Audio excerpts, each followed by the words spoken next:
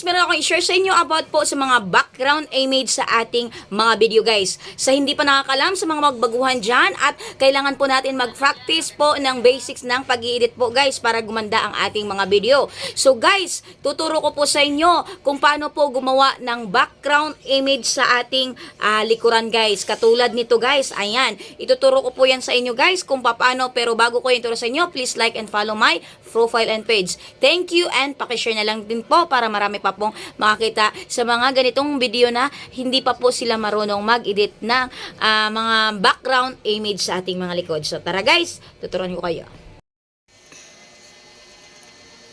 Punta tayo sa CapCut, that's new project, tapos yung video na tatanggalan po natin ng background. So ipapalit po natin dito guys, is nandito guys yung background.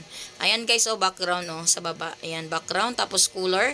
Kung anong gusto niyo pong color, maraming color dyan. Sa akin is yellow. So, ayan, i-highlight lang natin yan guys, palakihin natin, ayan.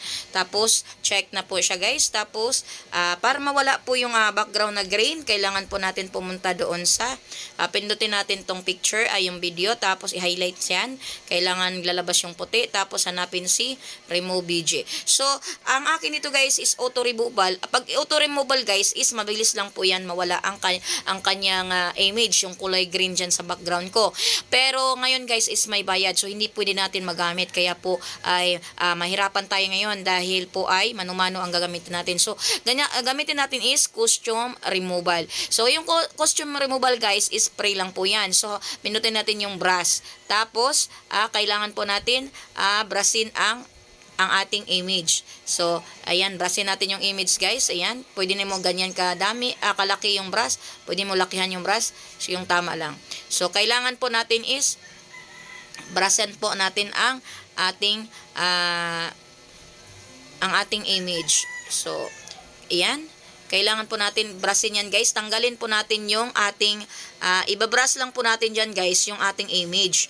Para yan ang maiwan sa ating video na ginawa. At maalis na po yung kulay green na yan guys. At mapapalitan na po yan ng mapapalitan ng kulay yellow. So, yun po yung tinatawag na background image. Palitan natin ng kulay ang ating background para malinis at hindi po at maganda po tingnan. So, ganun lang kadali guys. Kailangan matanggal mo lang yung image mo. Kailangan lahatin mo guys huwag mong kaligtaan para po ay maganda po ang kalalabasan sa kanyang picture.